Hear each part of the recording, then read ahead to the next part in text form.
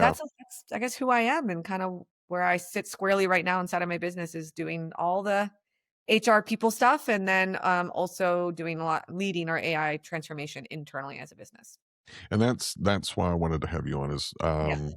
it's kind of funny because we're going to talk about the evolution of HR, but before that I want to get into some news. I found two articles and I was like, all right, we gotta unpack this one. The first one, there's so much noise about AI I saw what was it? I think it was a Wall Street Journal or Forbes. They go, AI is killing entry level jobs. Well, SAP actually did some research and they said that AI is causing entry roles to evolve, not to vanish. And they see AI as an accelerator of readiness, productivity.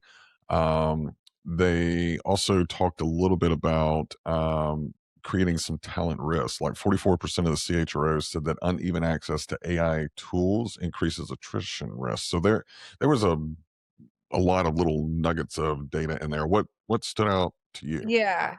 So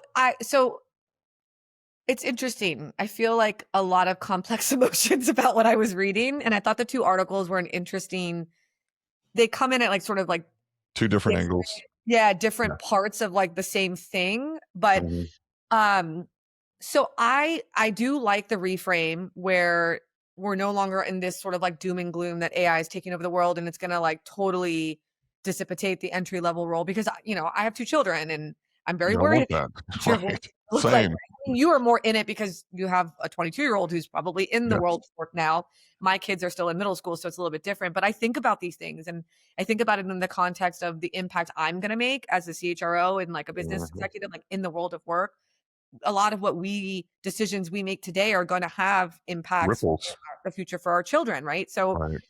I am glad that we've reframed that it's not gonna totally, like, do away with the entry level, but I do think it's interesting, and I do think there's truth to it. It is going to accelerate the role of the entry level and how fast they can ramp up and how they process information. The thing that I don't think it touched on that I still think is a missing piece for me is part of what the entry level role was like doing a lot of the like mundane tasks and the Yes. rote stuff, which I think is great that AI is them learning how to use AI is going to allow them to automate that. Mhm. But there is also still beauty in that work, in the context that it gives them, in the exposure that it gives them to sit inside of rooms and sort of just like learn through by osmosis. And we also have lost some of that because not Right. everybody's obviously before it was like you're in an office. That was sort of like a thing. There was never remote work as obviously the way that it is today. And I know that we're a bit more split on that. So I was already kind of worried about that, like entry level folks not being inside of an office. If you're only doing remote work, that can be really difficult.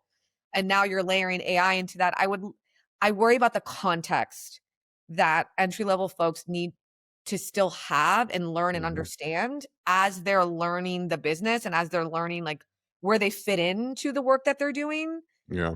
How do they discover what they're good at and what they're not good at? And I think we'll figure it out. I don't think that we have all the answers today, but I didn't think that it didn't nail that for me. Mm. It left me with a lot more questions in terms of but how do they learn that? And then faster, it's making them do ramp up faster for what? Like, Right. what are they gonna do now that they've ramped up faster? What are they actually delivering? What are they executing? What can they actually execute if we're automating a lot of the stuff that they were doing? They don't have context, and I don't know that AI doing that work for them is gonna give it to them. So that's where I struggle. Yeah. Yeah. That I kind of struggle with the same, not to the degree that you do, but a little bit on the flip side of that. So yes, there is some context, there is some beauty in doing the grunt work. Yeah. Yes, I put myself through school working as a banker. So whenever I graduated, I already had 4 or 3.5, 4 years worth of experience, including working and doing the spreads and all of that for a loan. So I was ahead of the game, but I knew what it was like. I literally had a bank book thrown at me by a commercial lender because I did a formula wrong.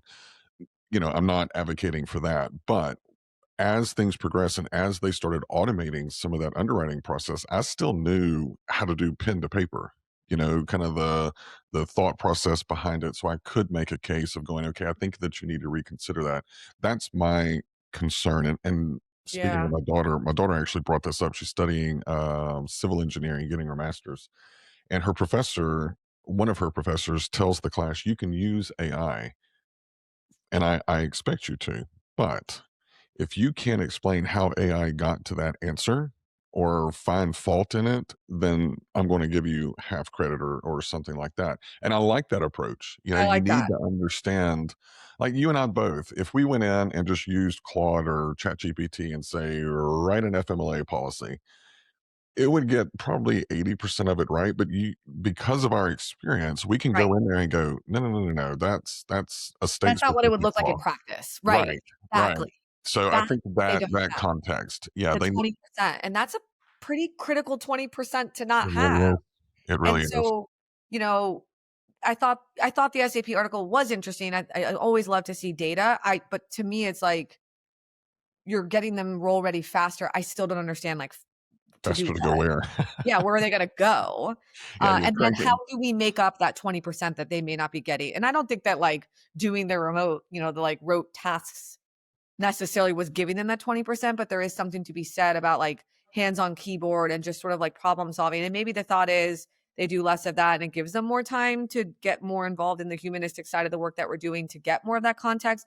I just haven't seen how that works quite yet.